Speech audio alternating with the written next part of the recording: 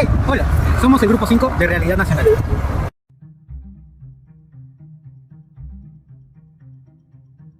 ¿Qué opinan los estudiantes y docentes de San Marcos sobre el conflicto armado interno en el Perú? Vamos a averiguarlo.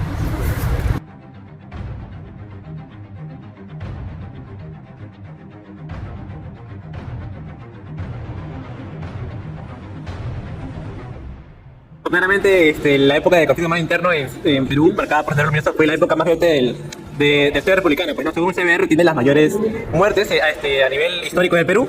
Y pues fue una época que nunca olvidaremos, claramente. Ha marcado la historia peruana, ha marcado a las personas que hasta aún ahora viven, pues, ¿no? Los diferentes coches bombas que explotaron en diferentes tiempos, los apagones que se utilizaron para transportar a Jaime Guzmán. Y todas estas cosas hacen que el Perú no lo olvide, pues, ¿no? Y que de alguna manera también influencia en la política y en la forma de ver las cosas peruanas.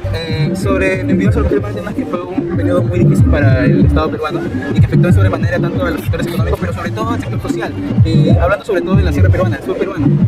Si bien es cierto, los limeños tienen mal recuerdo sobre este periodo, pero no son los que más sufrieron serían por los sectores de surandinos, o sea, como Ayacucho sobre todo, que tuvo la gran cantidad de muertes y afectó hasta, en estos días se puede ver que aún el peruano tiene una hipersensibilidad por estos temas, y creo que es un tema que siempre debe ser recordado para que no vuelva a repetirse.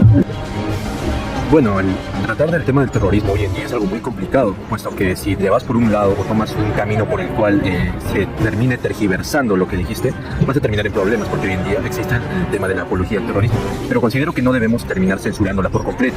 Debemos aprender de cierta manera, tanto en las etapas de educación primaria, secundaria, lo que pasó en realidad.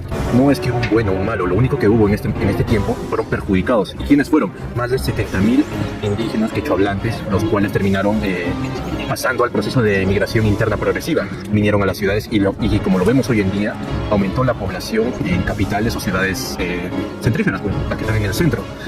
Bueno, por mi parte, yo considero de que en la universidad estamos tocando muy bien este tema en los cursos de realidad nacional, sea el profesor que nos toque, puesto que no dejamos que temas tabús como estos terminen afectando nuestra educación y ayuda de cierta manera a evitar que esto ocurra en el futuro. Mayormente los terrorismos andaban como si yo puedo ser un terrorista y soy como civil, ¿no? Y tú puedes ser un policía y tú no sabías qué hacía el terrorismo. Empezaban a estallar cochebombas, como ocurrió en La Cantuta, como ocurrió en Talara, que es en Miraflores, ¿no? Bastante fallecidos, incluso hasta un canal de televisión también el terrorismo atacó, pues, ¿no? Y en ese tiempo era uno salir afuera en la calle era difícil para uno, pues, no era fácil porque tú no sabías quién era terrorista o no, pues, ¿no? Y ahora con la captura de Abigail Guzmán, ya por lo menos el peruano se siente más tranquilo, pero aún tenemos personas que aún están luchando en el Brain con el terrorismo y el narcotráfico, ¿no? Esa es una tarea que aún seguimos luchando. Y para que los sucesos que hemos presentado durante el video no vuelvan a acontecer en el Perú, recuerda, el terrorismo nunca más. Terrorismo nunca más. Terrorismo nunca más. Terrorismo nunca más. Terrorismo nunca más. Terrorismo nunca más. Terrorismo nunca más. Terrorismo nunca más. Terrorismo nunca más. Terrorismo nunca más. Lo que se está generando en realidad es una intolerancia del que dice que no gusta de la forma en que el terrorismo se comportaba. Y el terrorismo es básicamente intolerante. Así que, ¿de qué ejemplo hablamos si en el fondo los políticos de derecha que terminan diciendo que lo que no es como ellos no es de izquierda, sino es terrorista, y la esencia del terrorismo es la intolerancia, ¿cómo es que tú también practicas la intolerancia con un diálogo excluyente, ¿no? Eso podría yo comentar y, bueno, pues, terrorismo nunca más, ¿no? Pero yo no sé si los que dicen terrorismo nunca más están realmente convencidos de que ellos entienden qué es terrorismo, ¿no? Reclamar un derecho justo no significa ser terrorista. Reclamar por explotación de un trabajador no significa ser terrorista. Reclamar que se pagan sueldos miserables y que hay gente que mete mucho capital y gana muchísimo y es incapaz de compartir su ganancia con la gente menos favorecida porque ya le puso un sueldo y ya me firmó eso y se fregó. Criticar eso no es ser terrorista, ¿no? Entonces, los que también hablan de terrorismo nunca más, yo no sé si entienden bien de qué terrorismo estamos hablando, ¿no? Del terrorismo real que destruyó al país o del terrorismo de etiqueta política que pone mucha gente para evitar dialogar con el otro y escuchar al otro, ¿no? Buenas tardes con todos, soy Leonardo Mesa y para empezar mencionaremos la frase latina inter art silent leg. Esta frase, para que tenga un significado más profundo, la tiraremos con un relato que trata aproximadamente 50 años atrás, antes de que empiece nuestra era, donde dos bandas de mercenarios de Roma seguidamente representaban varios pleitos y representaban a dos bandos políticos, Tito Milón y de Publio Pulcro. Uno de esos días, ambos personajes se cruzaron y terminaron en una contienda que llegó a un conflicto violento. A consecuencia de todo esto, Tito Milón asesinó a Publio Pulcro, siendo este acusado de homicidio. Aquí es donde sale su gran amigo de Tito Milón, Marco Cicerón, que asumió la defensa a sabiendas que tenía todas las de perder, y se centró con sus argumentos en la legitimidad de ocasionar muerte en combate. O sea que uno no puede exigir un combate violento, la contención, ni siquiera una buena conducta. Y es aquí donde la frase, cuando se blanden espadas, las leyes callan. Inter silent leg. Ahora, por más buen orador que haya sido Cicerón, su representado igual fue declarado culpable, pues lo que queremos sostener es que incluso en tiempos de violencia, las leyes no callan. Y obviamente en la práctica, esta regulación no siempre es aplicada, pero tenemos que tratar, ya que nuestra realidad en los conflictos siempre ha estado en nuestro desarrollo como sociedad. Hoy el derecho en la guerra se encuentra altamente regulado, y como dice Geoffrey Betts, quizá no deberíamos quejarnos tanto de que el derecho de la guerra no funcione, sino más bien maravillarnos ante el hecho de que funcione en primer lugar. Analicemos un interrogante. ¿Por qué habría uno de limitarse sus opciones ante un enemigo sabiendo que puede que el alcance de la victoria esté en su poder? La respuesta es básicamente que, y como muchos ya adivinaron, es la moral que uno tiene. Ahora vemos que estas acciones jurídicas que fueron cambiando a través del tiempo y perfeccionándose por prueba y error es lo que hoy llamamos derechos internacionales humanitarios. Es sobre esto de lo que hablaremos en el próximo capítulo.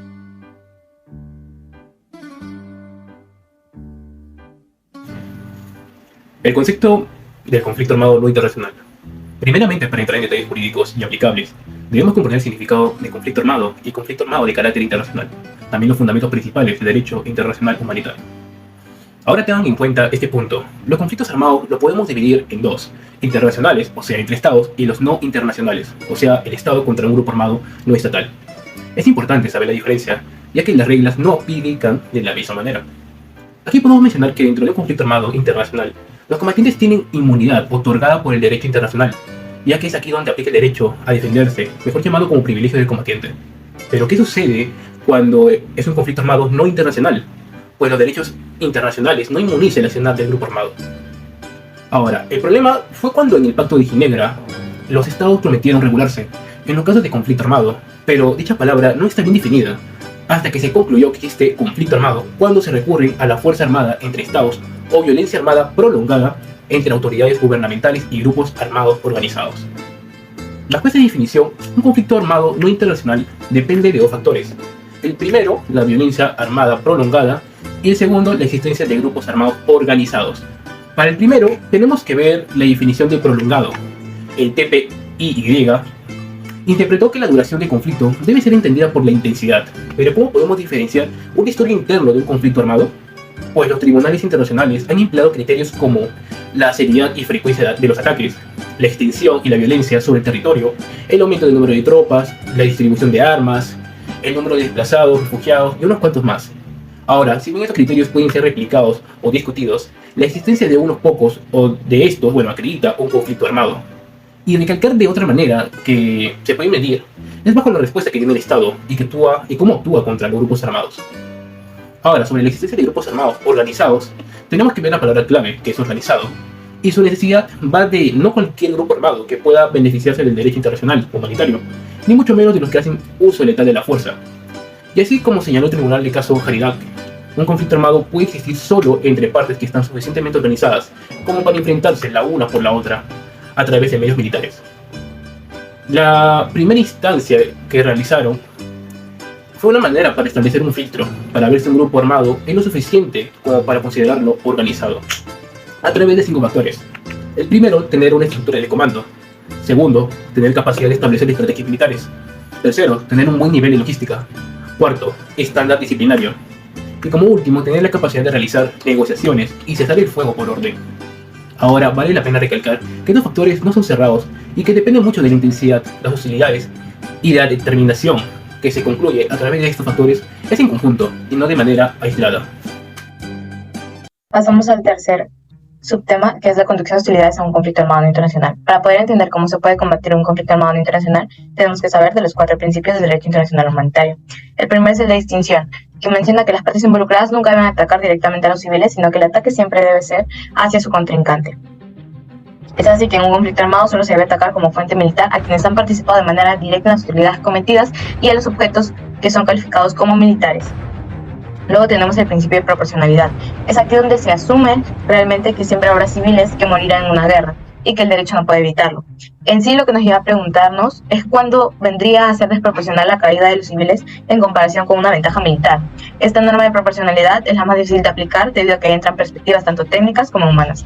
Por otro lado, también tenemos el principio de necesidad militar, que eso vendría a permitir el empleo de algunos medios necesarios para llegar a someter a nuestro enemigo, hasta que cesen las hostilidades o hasta que deje de ser presentado como una amenaza. Es así que este principio puede llegar a ser violado si es que en la operación militar requerida tiene como inspiración un deseo de venganza o de aniquilar al enemigo y que esto no tenga ningún sustento estratégico militar. Por último tenemos el principio de humanidad, donde nos menciona que se debe evitar los sufrimientos innecesarios o los males superfluos. Aquí se analizaría qué armas se pueden utilizar o no en campo de batalla, ya que es un deber revisar el estándar que se propone, y así no generar un sufrimiento excesivo, ya que si se contradice, esto vendría a estar prohibido por las normas humanitarias. El segundo punto que queremos tocar es la participación directa en hostilidades, basándonos en el principio de distinción, donde no se debe atacar directamente a la población. Sin embargo, un conflicto armado interno, como el que tuvimos, tiene esta cuestión más difícil debido a que no se puede responder la pregunta sobre quién debe ser atacado o no, ya que no llevan un informe distintivo para saber a qué bando pertenecen. Es así que el artículo 3 común de los convenios confirmado por la Comisión Americana de Derechos Humanos, las personas que no participen de manera directa en las hostilidades deberían ser tratadas con humanidad. Es así que si tú no participas en ellas, tienes una protección y ya no eres un blanco fácil, que cambia si es que tú ofreces tus servicios. Para ser atacado, tienes que participar en la hostilidad.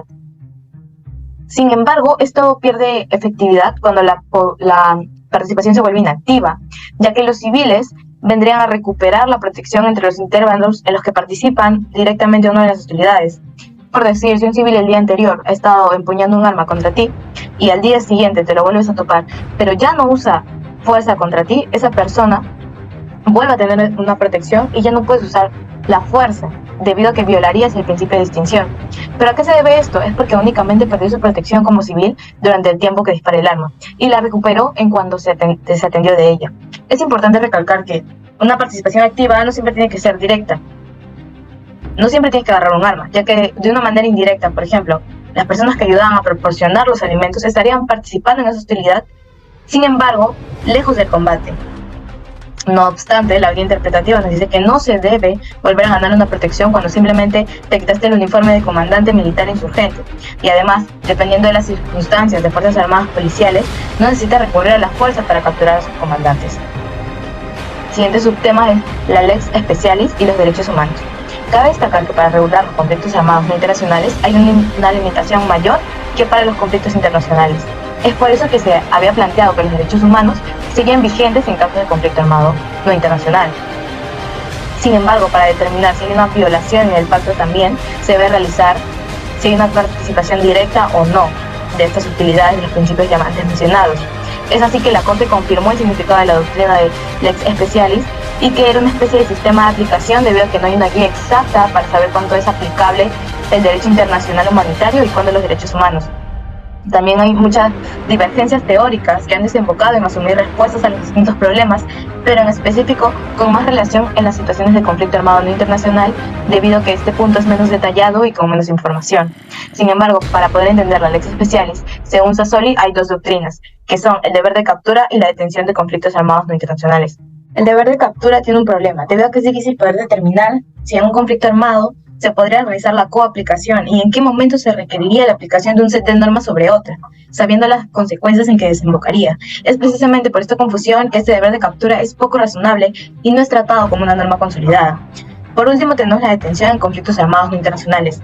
Es aquí que la doctrina de lex specialis nos lleva a preguntar, lo ya mencionado anteriormente con el deber de captura, si también puede tener poder en los conflictos armados internacionales, ya que en estos el orden de los derechos humanos y la legislación interna del propio país adquiere una mayor preponderancia que en los conflictos internacionales. En síntesis, como en estos conflictos armados no internacionales hay ciertos aspectos de las obligaciones convencionales del Estado que se mantienen en vigor, la Corte mantiene que el derecho internacional con los derechos humanos se convierte en una especie de retroalimentación debido a que ayudan a formular o darle una unión exacta a los derechos humanos propios del Estado y la legislación interna del propio país.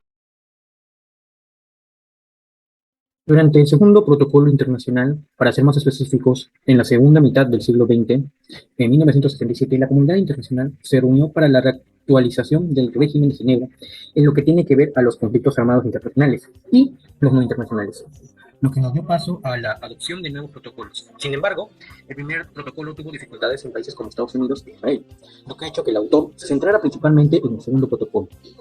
Igualmente, hubo problemáticas con este protocolo, debido a que algunos países consideraban que no debía haber una distinción entre conflictos armados internacionales y no internacionales. Debido a esto, y más impases, es que se ha llegado al artículo 1 del segundo protocolo, en donde se indica las características que debería tener un grupo armado organizado de cada país. Los 4 puntos serían: encontrarse bajo un mando responsable, controlar algún territorio, poder entablar operaciones militares sostenidas y concertadas, y estar en capacidad de aplicar el protocolo. Cabe aclarar que dicho protocolo es relativo a la protección de las víctimas de los conflictos armados y sin carácter internacional, además de que no es un reemplazo de lo planteado en el Convenio de Ginebra, sino que es un complemento.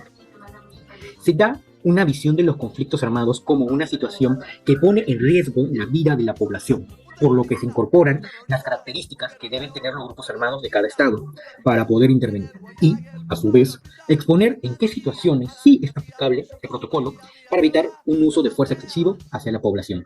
Ha existido una problemática muy grande en nuestro país al momento de discutir sobre el conflicto armado interno, ya que nos etiquetamos entre sí con palabras como caviar o proterruco, además de que añadimos al problema temas ideológicos. Sin embargo, nosotros seguimos fomentando estos clichés sin fundamentar las ideas que planteamos.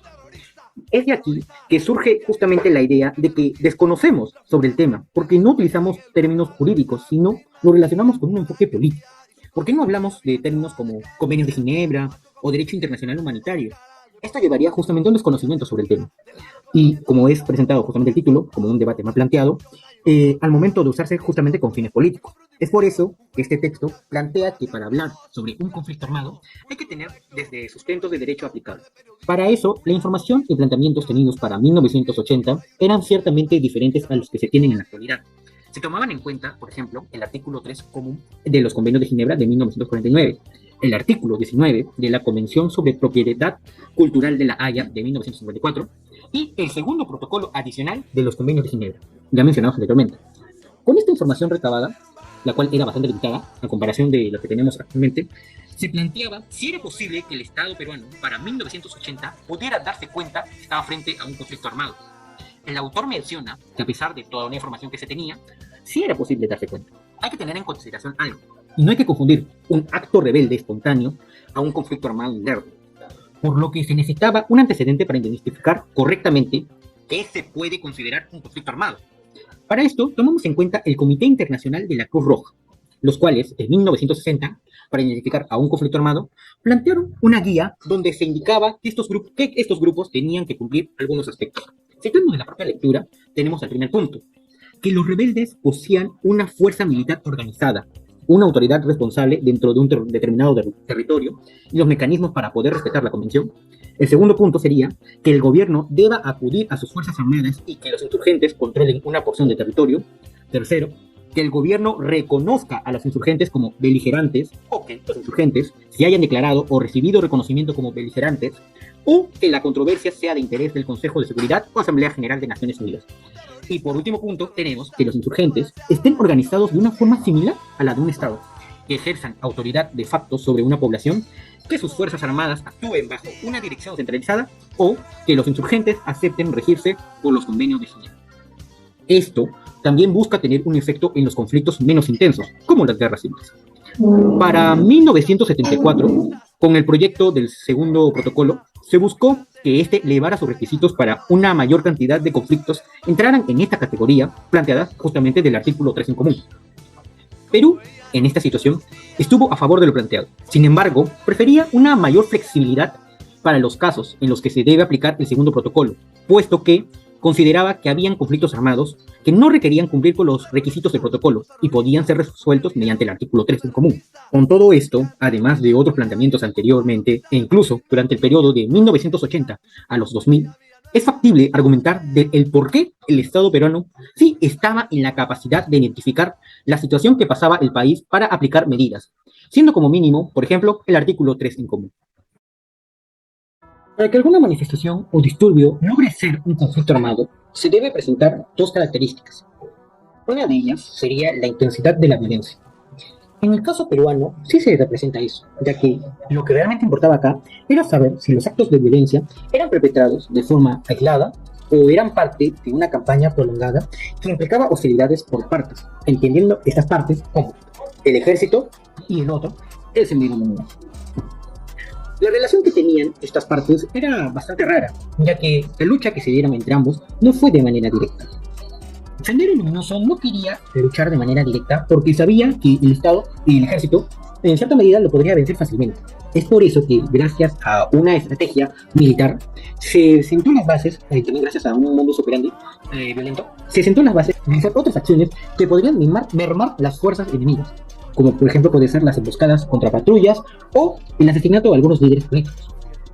En cambio, el ejército sí planeaba una lucha directa porque justamente sabía el poder que tenían y que prácticamente podían ganarlo si se consideraba de esa forma. Es por ello que, gracias a los pedidos masivos de soldados que acudían a luchar, perfectamente se pudo haber ganado la guerra. Pero lo que no contaban es que no se tenían las ciertas nociones políticas de cómo afrontar un conflicto armado. Es recién, el 1 de febrero de 1983, que con la política del comando, es que se tiene algunas nociones, como por ejemplo la idea de que la guerra es una pugna de voluntades y también que era la importancia de destruir y o neutralizar la organización política administrativa de los subversivos. Eso es con respecto al impacto de la violencia, pero Sendero también tendría la segunda característica vital para que su lucha sea considerada como conflicto armado. La siguiente es organización del grupo armado. Entonces, identificando cómo era el actuar de Sendero Luminoso, se notaba una cierta metodología. Gracias a los estudios posteriores que se hicieron, se pudo identificar tres partes que fueron vitales para que se dé todos los actos que ellos cometieron. La primera sería el partido, que prácticamente delineaba la ideología. Este partido estaba dividido en comités centrales, subzonales y zonales. El comité central era el principal órgano que hacía cumplir las obligaciones tomadas. Y los otros comités eran prácticamente el reflejo de que tenían todo el poder en ciertas zonas geográficas. También contaban con un buró político, que prácticamente hacía cumplir el lineamiento que ellos habían escogido. Más difíciles que pasó el terrorismo en su momento, por la cantidad de víctimas que vieron. Es más que todo tomado como un ente ideológico. También contaban, como es sabido, con el ejército guerrillero, el cual era prácticamente su instrumento militar y que solamente era usado únicamente para violencia armada. También tenía su propia subdivisión, que era fuerza principal, fuerza local y fuerza de base, o mejor dicho, fuerza de las masas. A pesar de que se podría pensar de que no era un número bastante considerado, como por ejemplo puede ser 17.000 personas, que sí le pudo dar muchos problemas a varios civiles, con lo cual terminó seguramente atormentados o prácticamente asesinados por ellos. Decisivo en el país, como puede ser.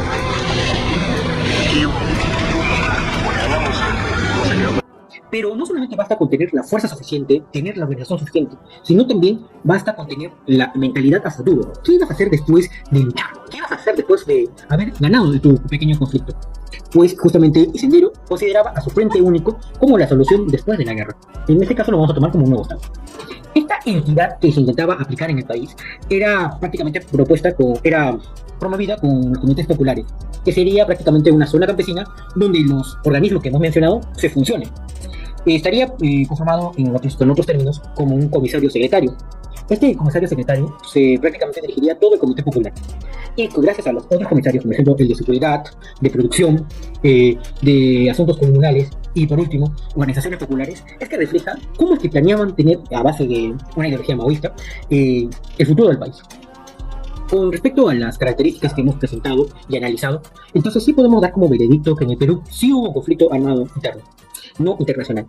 Y esto es vital para también saber cómo manejar, en caso de que se dé en algún futuro, otra medida de violencia de esta forma. ¿Por qué?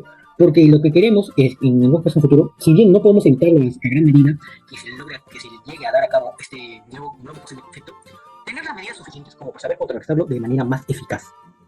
Bueno, eso sería todo de nuestra parte. Muchísimas gracias.